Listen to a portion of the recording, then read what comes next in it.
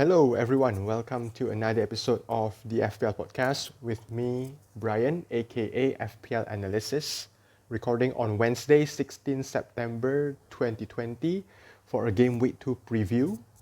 I will also give my Game Week 1 review on my team and how it went for me.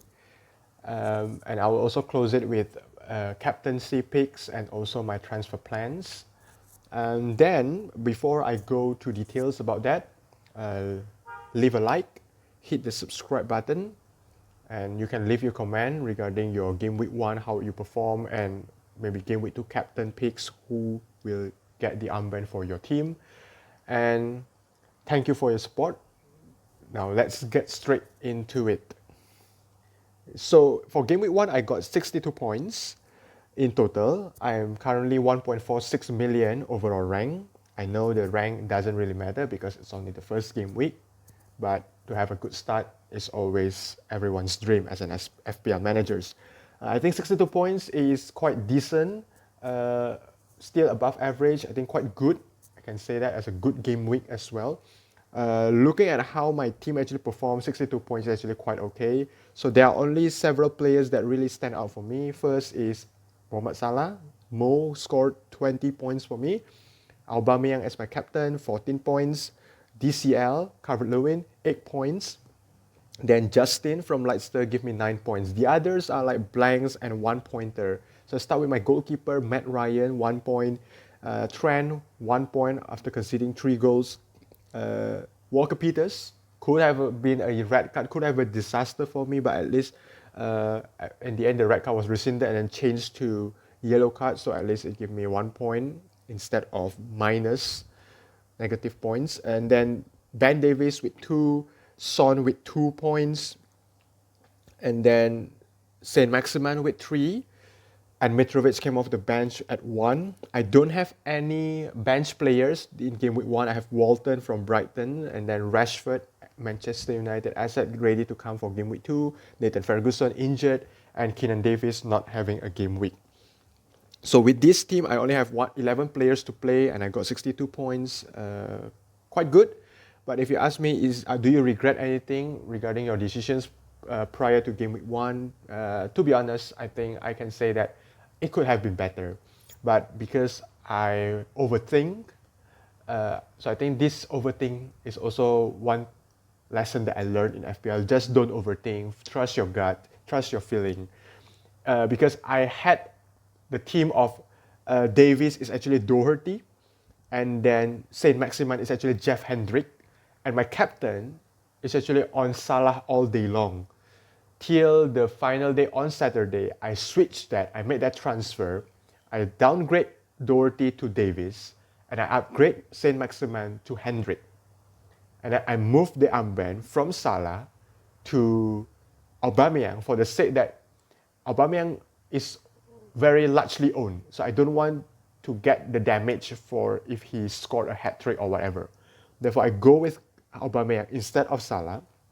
So if I had stayed with my initial squad, let's say Davies to Doherty, I know that it's the same thing, 2 points for each of them. But Saint Maximin, if I hold it to Hendrick and then Salah, I captain him, I will have an additional of 24 points. So instead of 62, I will go to 86, and that's a massive, massive jump. But that is FPL. We never know what happened. It's very unpredictable, but my point is it's good to have football back. FPL is back. I'm ready to take. I'm ready to move from here, from 62 points. I will try to climb from this 1.46 million up to green arrow. My target is still the same for this season, top 10k. I finished 71k last season.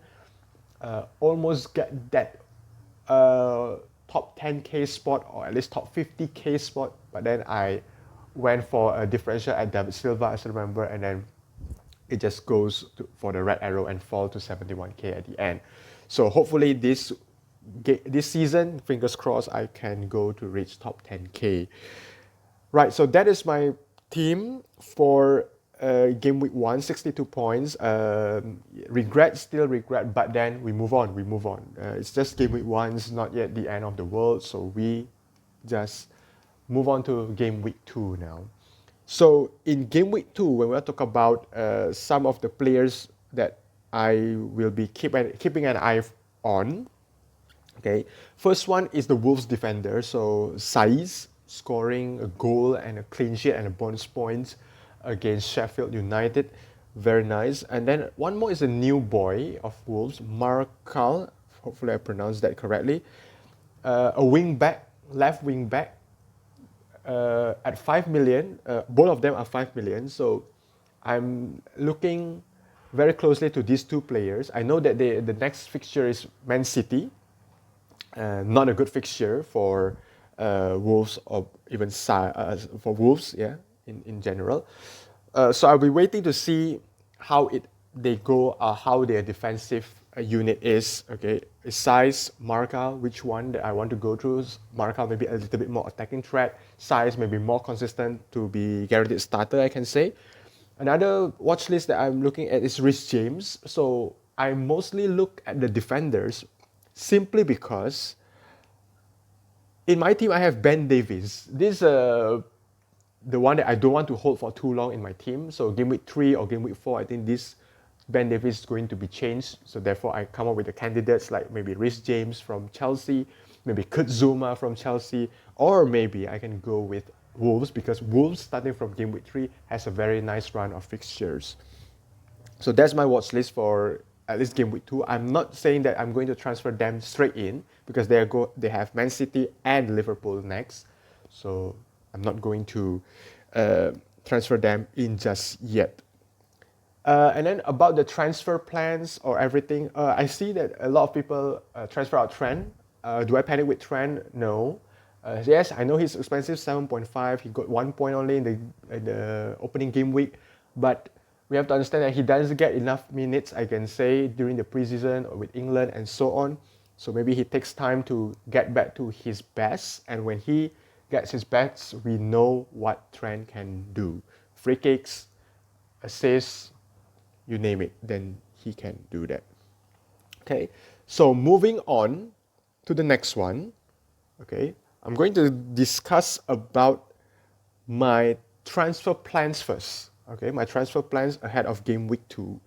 So my initial plan when I set up my team for game week 1 is that I will bank my transfer in game week 2. Okay, so that I have 2 frees in game week 3. That's the reason why I have Rashford on my bench, a 9.5 million midfielder on my bench, is because I don't want to waste a transfer to bring in a Man United or Man City asset. Now, the reason why I choose Rashford over KDB, first is because City got Wolves in the second fixture, and that's quite tough match. We know what Wolves can be. Meanwhile, United got Crystal Palace, a nice fixture, I can say. Therefore, I decide to go with United in the second game week, and the third game week, I'm going to bring a City asset. So my plan is to bank the transfer, roll it so that I have 2 frees to bring in. The first one I can confirm is maybe I will transfer out Aubameyang for KDB. And the second one is remain to be seen. Is it Ben Davies out for size, for Markal, or for Rhys James? No. So this game week 2 will be the place for me to monitor these players that I've mentioned just now. I have 0.5 million in the bank, so actually I can also upgrade it to Luka Dean. So if I downgrade Aubameyang to KDB, I have another 500,000. So I have 1 million in my bank, and I can sell Davies, and I can buy a 6 million defender to the likes of Luka Dean and so on. But it remains to be seen which one that I would go to.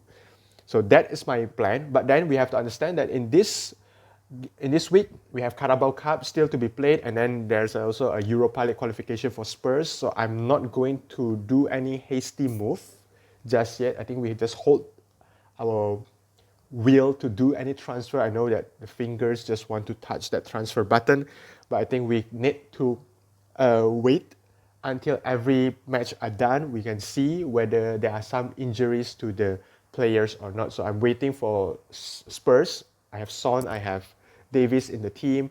I got some players from Newcastle as well, Saint Maximin and so on. So I need to wait.